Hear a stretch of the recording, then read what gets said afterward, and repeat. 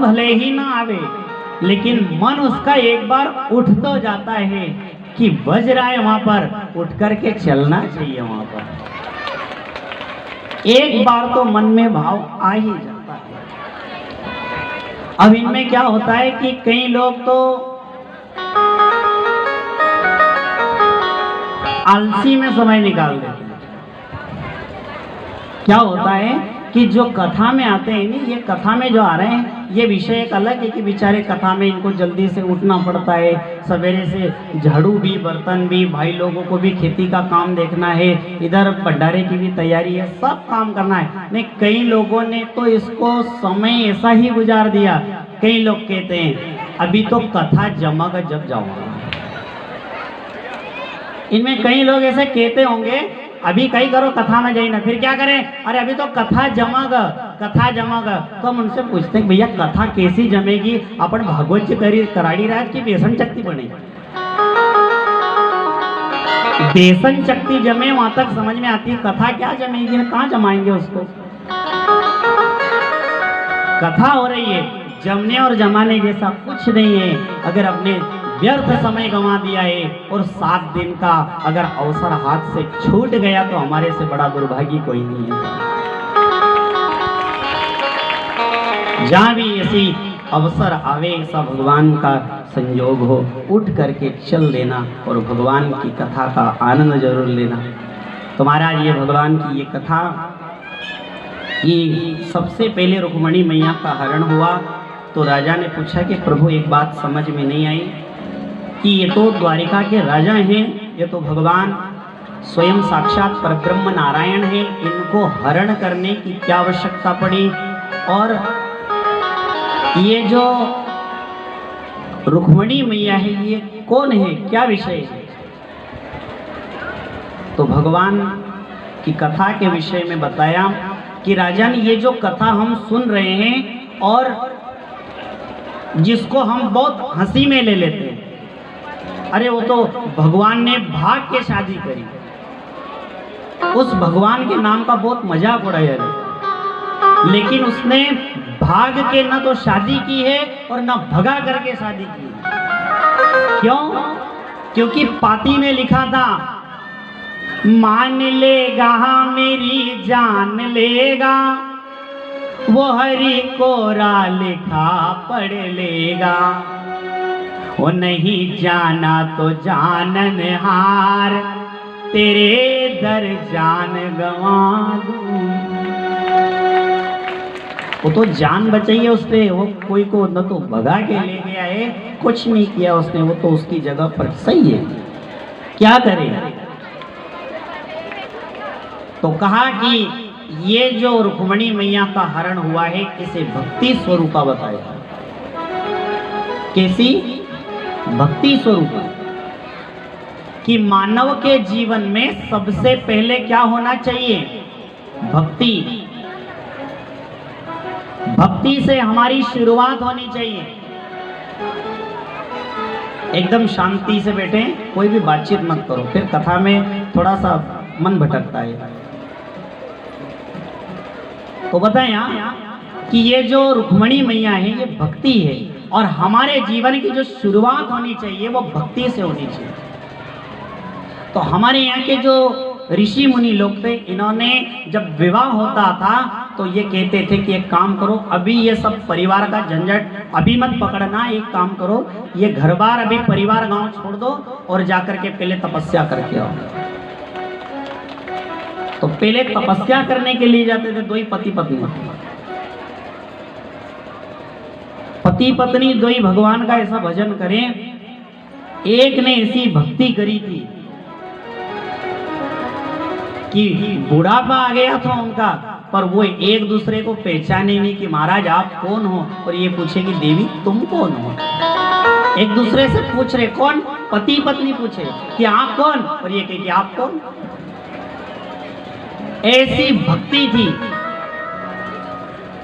तो पहले जब विवाह होता था तो भक्ति करने के लिए जंगल में जाते थे, एकांतवास रहते थे, बड़े भाव से ईश्वर को मनाते थे, भगवान का भजन करते थे। पर आज के समय में तो ऐसा हो चुका है साहब कि ब्याह होए नहीं तो का पहले इनकी ऊटी की खूटी में तैयार हो जाए। कहाँ जाना है इनको घूमने के लिए, ये इनका पक्का हो जाता है। तो वहां क्या करने जाओ, क्यों फालतू समय बिगाड़ो। आपको अगर जीवन सुधारना है, ये लोगों ने क्या है इस चीज को गलत में ले लिया है कि पहले समय में भी लोग जाते थे, तो पहले समय में जो लोग जाते थे वो भगवान का भजन करते थे। ई जैन ने होटल में भगवान को भजन कराएगा, इनसे होएगा? जाते थे, हम मान रहे वो भी सही है, पर वहां भजन होता था। वहां घूमने फिरने थोड़ी जाते थे, वहां कोई फालतू की नाटकबाजी नहीं करने जाते थे, वो तो भजन करते थे। और भजन करने में जब परिपक्व हो जाए उसके बाद वो घर आते थे, उसके बाद गृहस्थी संभालते थे। आज के समय में वो बहुत छोटे करता, छोटा छोटा छोटा करते गए उसको। कहाँ इतना पहाड़ पे जाएगा मेरा छोरा ने, बहू ने, तपस्या होगी नहीं, इनसे होगा नहीं। तो एक काम करो, सत्यनारायण भगवान की कथा करा लो। क्या ब्याह हुए तो सत्यनारायण भगवान की कथा करा। अब इनमें भी जो जवई आए, वो जवई राजा का पाए में से न तो जूता निकलेगा न मोजा निकालेगा पट्टो। उसे कहेंगे ब्राह्मण देवता, भैया कथा पर बैठना है, बैठ जाओ यहाँ पर। तो वो पूछेगा पंडित जी कितना टाइम लगेगा, कितना टाइम लगे? पंडित जी ने कहा भैया कम से कम घंटा 2 घंटा तो लगेगा। अरे घंटा 2 घंटा, एक काम करो निपटा ही दीजिए तुम। कितनी देर में? 10-15 मिनट में काम खत्म कर दे। काटते गए, भगवान के हिस्से का समय यहाँ भी काट दिया।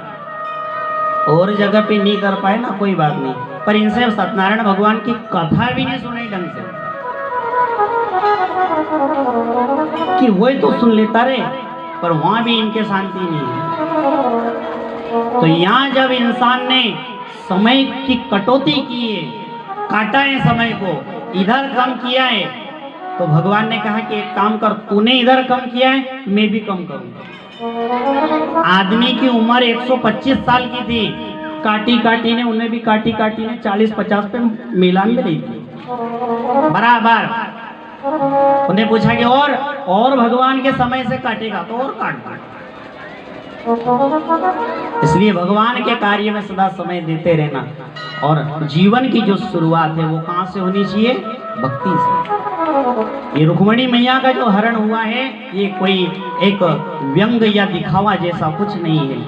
देखो भक्ति की बात है कि एक आदमी को आप जैसा भोजन पे बुलाते हो, अपन जैसा किसी के यहाँ भोजन करने के लिए गए, अब भोजन करने गए, उसने भोजन करने के लिए बैठाया आपको, बैठाया, थाल परोसा आपके सामने, पूछा भैया क्या खाओगे? जो है आपके यहाँ ले आओ। अब भोजन ला कर के दिया, आदमी बेचारा गरीब है, उससे जैसी व्यवस्था बनी उसने ला कर के ले लिया। अब उसके घर अपन गए और उसके घर जाकर के अगर अपन ज्यादा नखरा करा तो कोई काम की बात है। उसके घर गए, एक तो गरीब आदमी ने बेचारे ने बुलाया, शान से बुलाया, मान सम्मान से बैठाया, उसने बैठाया, भोजन कराया। फिर उसके बाद में अगर उससे कहे क्यों भैया तुम्हारे यहाँ छाछ मिलेगा, तुम्हारे यहाँ दही मिलेगा, और हम तो सूखी रोटी तो खाते ही नहीं, घी लगा के खाते हैं, तुम्हारे यहाँ मिठाई मिलेगी। उन्होंने कहा कि भैया ये सब चीज की व्यवस्था मेरे पास तो नहीं है, हमारे यहाँ तो सवेरे से हम चाय भी काली पीते, हमारे पास इतनी व्यवस्था नहीं है। तो आपको मिठाई मांगने में शर्म है, मिठाई मांगोगे तो शर्म आएगी, छाछ मांगोगे तो शर्म आएगी, दही दूध मांगोगे तो शर्म आएगी, लेकिन आप कितने भी गरीब आदमी के घर भोजन करने के लिए जाओगे, पर नमक मांगने में कभी आपको शर्म नहीं आएगी। क्या मांगने में? नमक। नमक कितना भी भाई मैं गरीब है तो गरीब है तो नमक तो होगा, नमक तो रहेगा नहीं, कितना भी गरीब है। बस ऐसा का ऐसा ही ध्यान रखना कि जब भी मंदिर में जाओ भगवान के तो मिठाई मत मांगना। मारो छोरो पास हो जाए, मकान बनी जाए, नौकरी लगी जाए, भणेगा तो पास होएगा, नहीं तो 10 बार फेल हो जाएगा। फालतू की बातें, मिठाई मांगना बंद करो और मांगो तो क्या मांगो, नमक के रूप में भगवान की भक्ति मांगो, ताकि कभी भगवान के मंदिर में शर्म नहीं आए। और नमक मांगने में किसी को कोई शर्म नहीं है। कितना बड़ा आदमी भी होगा, कितना छोटा आदमी भी होगा, उससे नमक मांगने में कोई शर्म नहीं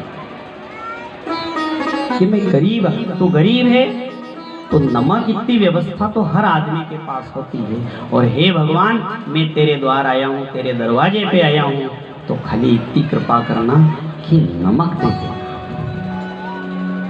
और जीवन में जिस दिन भक्ति आ जाती है, उस दिन व्यक्ति की मुक्ति हो जाती है। अब देखो इनमें हुआ क्या कि जब मानव का शरीर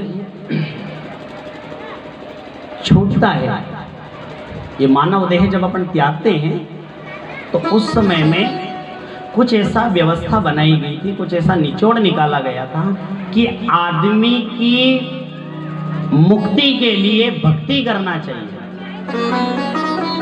क्या करना चाहिए? जिन्हें बताया था उन्हें क्या बताया था कि आदमी की मुक्ति के लिए क्या करनी चाहिए? भक्ति करना चाहिए। पर इनको सुनाने में और उनके सुनने में थोड़ी गैप रह गई। अब कहा क्या है, ध्यान से सुनना, बहुत ध्यान से सुनना। मानव की मुक्ति के लिए, बोलो बोलो, आप भी बोलो, क्या करनी चाहिए? बोलो, भक्ति करना चाहिए। पर इनके असो सुनाया कि महाराज जी ने असो कहो कि मानव की मुक्ति के लिए नुक्ति करना चाहिए। ती पट्ठा दौड़िया ने हलवाई बुलेला। अब मान लो जिस व्यक्ति की मृत्यु हुई है, वो नुक्ति से तरेगा कि भक्ति से तरेगा? कहां से तरे बताओ? नुक्ति से।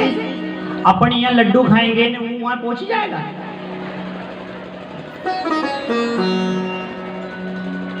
सुनने की जो गेप थी थोड़ी दूर रह गई। अब देखो, जिनका रिश्तेदार, जिनका पिता था, जिनका अपनापन था, जिनका बाबा था, दादा था, काका था, जिनका जो रिश्ता लगता था, एक दिन तो खूब जी भर के रो लिया। उसके बाद में साहब जो 12वां दिन छूटा ने 13वां दिन आया, तो 13वें दिन साहब नुक्ति बनाई, ने नुक्ति बनाई, लड्डू परोसा और मनवार करे, देख जा रे छोरा, काका जी भूखिया नहीं रह जा, एक लड्डू फिर परोस, इनके भी दीजिए एक लड्डू। इनसे भी कहा कि ये इनको भी देना, ये इनके पिताजी थे जिनकी लड्डू खाई रहा तुम। तो उससे पूछा कि क्यों रे, ये मरे जो वो तेरे पिताजी थे ना? हाँ मेरे पिताजी थे। तो वो तेरे पिताजी मरे और तू लड्डू खाएगा? तो उन्होंने कहा कि जो मरने वाला था वो तो मर गया, अब हम मुक्ति से क्यों पछा रमा। तो याद रखना, जितना भी भजन करना है, जितनी भक्ति करना है, उतनी अभी कर लेना, बाद में तो ये खाली नुक्ति करेगा। इनसे कुछ नहीं होने वाला है। अच्छे से बजाओ जरा, क्योंकि आज 3 बजे के बाद कोई नहीं कहेगा कि बजाओ। फिर घर की ड्यूटी बजानी है अपने को, फिर इधर का लफड़ा जी रहेगा।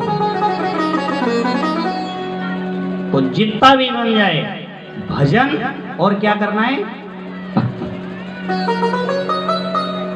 नुक्ति करने जैसा विषय नहीं रहा।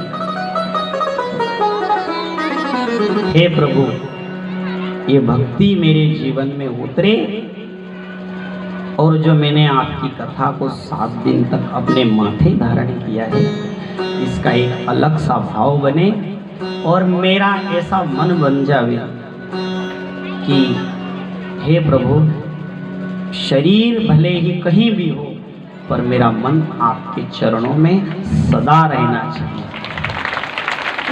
अब आपसे ये जो कथा हो गई है, ये कथा होने के बाद में आपसे कोई पूछेगा कि क्यों आपने 7 दिन तक भागवत जी सुनी? हाँ सुनी। तो क्या आपको भगवान मिला? आपसे बहुत लोग पूछेंगे कि क्या करो यहाँ वहाँ फोकट 3 घंटा 4 घंटा फोकट परेशान होते हो, गर्मी खाते हो ने, धक्का खाओ ने, फिर उसके बाद में घर आते हो तो क्या होता है वहाँ? तो उससे कह देना कि देखो भगवान की कथा में हम गए थे। तो जैसा मान लो कि कोई आदमी से पूछे कि क्यों भैया ये आदमी कहाँ रहता है, तो वो कहे कि एक काम करो, ये अभी तो नहीं मिल पाएगा पर इसके घर का पता ले लो।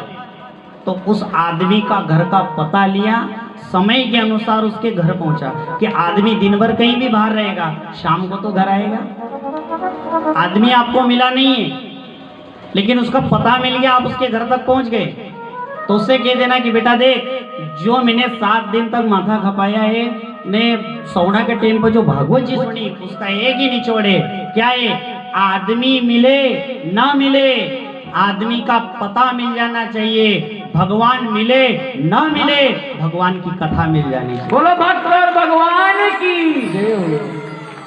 पता मिल गया नहीं, आदमी भी मिल जाएगा।